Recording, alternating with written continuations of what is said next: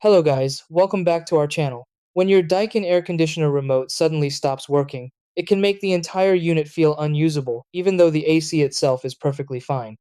You press buttons expecting a response, but nothing happens, no beep, no display change, just silence. This issue is usually linked to signal transmission, power in the remote, or a temporary disconnect between the remote and the indoor unit.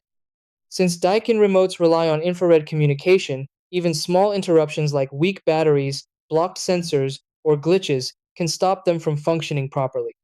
The important thing is not to assume the AC is faulty right away.